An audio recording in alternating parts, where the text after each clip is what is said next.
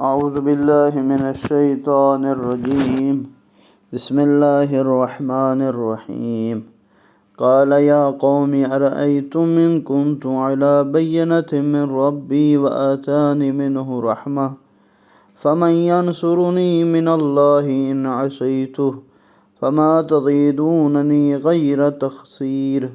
ويا قوم هذه ناقة الله لكم آية فذروها تأكل في أرض الله ولا تمسوها بسوء فيأخذكم عذاب قريب.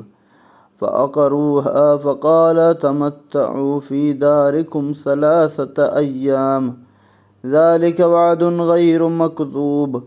فلما جاء أمرنا نجينا صالحا والذين آمنوا معه برحمة منا ومن خزي يومئذ إن ربك هو القوي العزيز. وأخذ الذين ظلموا صيحة فأصبحوا في ديارهم جاثمين كأن لم يغنوا فيها ألا إن ثمود كفروا ربهم ألا بعدا لثمود. ولقد جاءت رسلنا إبراهيم بالبشرى قالوا سلاما قال سلام فما لبث أن جاء بعجل حنيذ.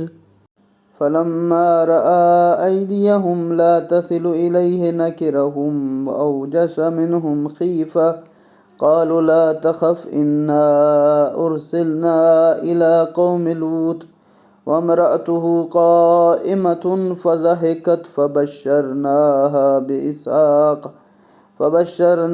بإسحاق ومن وراء إسحاق يعقوب. قالت يا ويلتى أيلد وأنا عجوز وهذا بعلي شيخا إن هذا لشيء عجيب. صالح نے کہا اے میری قوم یہ تو بتاؤ اگر میں اپنے رب کی طرف سے دلیل رکھتا ہوں اس نے اپنی رحمت سے مجھے نوازا ہے تو اگر میں اس کی نافرمانی کروں تو اللہ کے مقابلے میں میری حمایت کون کرے گا؟ تو تم میرے گھاٹے میں صرف اضافہ کر سکتے ہو۔ اے میری قوم یہ اللہ کی اونٹنی تمہارے لیے ایک نشانی ہے لہٰذا اسے آزاد چھوڑ دو کہ اللہ کی زمین میں چرتی رہے اور اسے تکلیف نہ پہنچانا ورنہ تمہیں ایک فوری عذاب گرفت میں لے لے گا۔ پس انہوں نے اونٹنی کی کونچیں کاٹ ڈالیں۔ صالح نے کہا تم لوگ 3 دن اپنے گھروں میں بسر کرو، یہ ناقابل تکذیب وعدہ ہے۔ یعنی اللہ نے کہا کہ جو بندہ بھی میری نشانی اونٹنی کو نقصان پہنچائے گا عذاب آئے گا، تو اللہ کے رسول نے کہا کہ یہ ناقابل تکذیب ہے، یہ حتماً تمہیں دیکھنا ہوگا عذاب۔ پھر جب ہمارا فیصلہ آ گیا تو ہم نے صالح اور ان لوگوں کو جو ان کے ساتھ ایمان لائے تھے اپنی رحمت سے نجات دی، اس دن کی رسوائی سے بھی بچا لیا۔ یقیناً آپ کا رب بڑا طاقتور غالب آنے والا ہے۔ جنہوں نے ظلم کیا تھا انہیں ایک ہولناک چنگھاڑ نے اپنی لپیٹ میں لے لیا اور وہ اپنے گھروں میں اوندھے پڑے رہ گئے، گویا وہ ان گھروں میں کبھی بسے ہی نہ تھے۔ واضح رہے سمود نے اپنے رب سے کفر کیا، آگاہ رہو سمود کی قوم کے لیے رحمت حق سے دوری ہو۔ جب ہمارے فرشتے بشارت لے کر ابراہیم کے پاس پہنچے تو کہنے لگے سلام۔ ابراہیم جواباً کہا سلام۔ ابھی دیر نہ گزری تھی کہ ابراہیم نے ایک بھنا ہوا بچھڑا لے آئے۔ ان آیات میں قوم سمود نے اس ناقہ کو مار ڈالا تو حضرت صالح نے انہیں 3 دنوں کی مہلت دی۔ یہ مہلت اس لیے تھی کہ کوئی راہ راست پر آ جائے، ٹھیک ہے۔ نیز ممکن ہے کہ 3 دنوں کی مہلت سے یہ تشخیص مل جائے کہ یہ وہی عذاب ہے جس کی دھمکی صالح نے دی تھی، ورنہ اسے اتفاقیہ بھی قرار دے سکتے۔ اللہ نے حضرت صالح مومنین کو عذاب سے بچا لیا جس کی وجہ سے وہ بچ گئے۔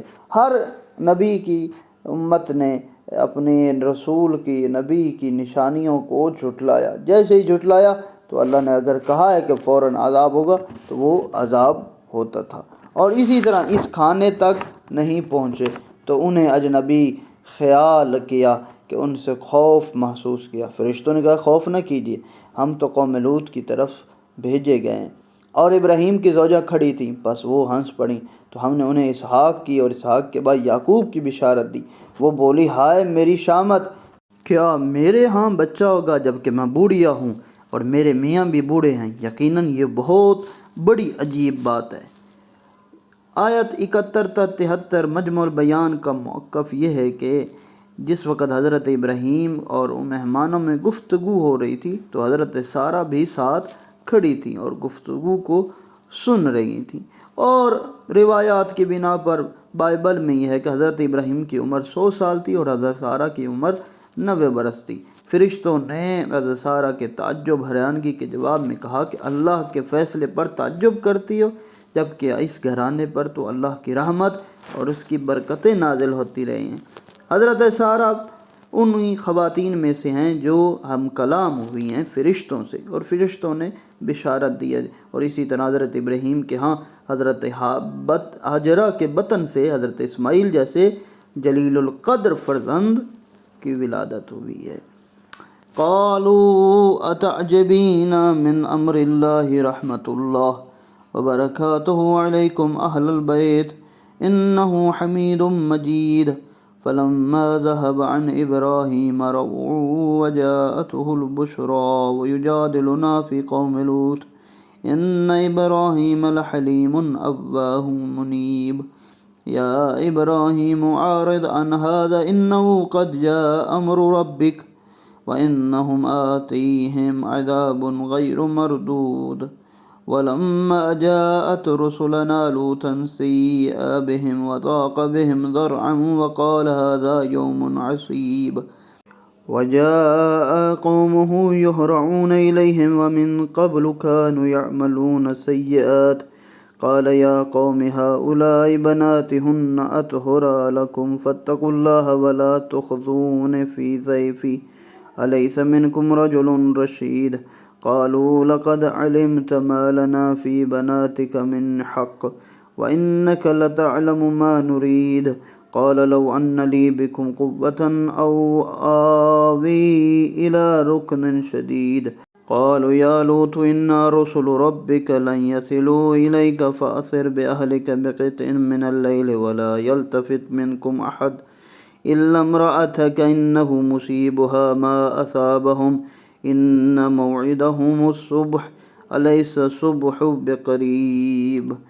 انہوں نے کہا کیا تم اللہ کے فیصلے پر تعجب کرتی ہو؟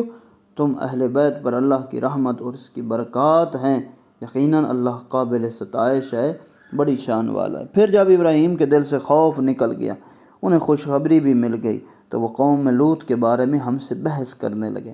بے شک ابراہیم برباد نرم دل اللہ کی طرف رجوع کرنے والے تھے۔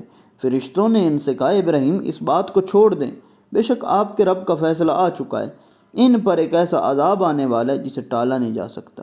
اور جب ہمارے فرستادے یعنی یہ ملائکہ لوط کے پاس آئے تو لوط ان سے رنجیدہ ہوئے اور ان کے باعث سے دل تنگ ہوئے اور کہنے لگے یہ بڑا سنگین دن ہے، اور لوط کی قوم بے تحاشا دوڑتی ہوئی ان کی طرف آئی۔ یہ لوگ پہلے سے بدکاری کا ارتکاب کرتے تھے۔ لوط نے کہا اے میری قوم، یہ میری بیٹیاں تمہارے لیے زیادہ پاکیزہ ہیں، پس تم اللہ کا خوف کرو اور میرے مہمانوں کے سامنے مجھے رسوا نہ کرو۔ کیا تم میں کوئی ہوش مند آدمی نہیں ہے؟ وہ بولے تمہیں خوب علم ہے ہمیں تمہاری بیٹیوں سے کوئی غرض نہیں ہے، اور یقیناً تمہیں معلوم ہے کہ ہم کیا چاہتے ہیں۔ لوط نے کہا اے کاش مجھ میں تمہیں روکنے کی طاقت ہوتی یا میں کسی مضبوط سہارے کی پناہ لے سکتا۔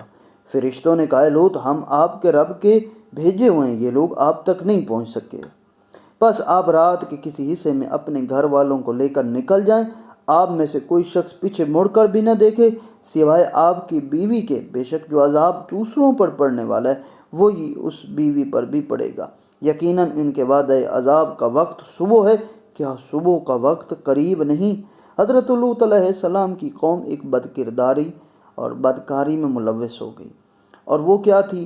ہم جنس پرستی تھی، یعنی مرد کا مرد کے ساتھ برا کام کرنا، برا فعل کرنا، جس کو لواط کہا جاتا ہے۔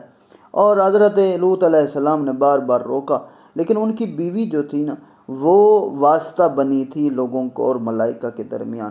کہا بیوی نے کہ آؤ آج ہمارے گھر میں خوبصورت نوجوان آئے ہوئے ہیں ہمارے لوط علیہ السلام کے پاس، جس کی وجہ سے یہ ملائکہ نے حضرت لوط علیہ السلام کو کہا کہ آپ پریشان نہ ہو، یہ لوگ آپ تک دسترس حاصل نہیں کر سکیں گے، اور ہم تو اللہ کی طرف سے بھیجے گئے ہوئے ملائکہ ہیں جو عذاب لے کے آئیں، اور صبح کے وقت ہی عذاب آئے گا۔ اور کہا کہ آپ اپنے گھر والوں کو لے کر چلے جائیں، لیکن یہ جو آپ کی بیوی ہے یہ اس عذاب کا شکار ہوگی۔ کیوں؟ کیونکہ یہ اس فعل پر راضی تھیں اور لوگوں کو بلاتی تھیں اور کہتی تھیں آج لوط علیہ السلام کے گھر نوجوان آئے۔ اور حضرت لوط کے اضطراب پریشانی کو دیکھ کر فرشتوں نے یہ کہا کہ آپ پریشان نہ ہوں، یہ سب کے سب عذاب کے مستحق ہیں اور ان پر عذاب آئے گا۔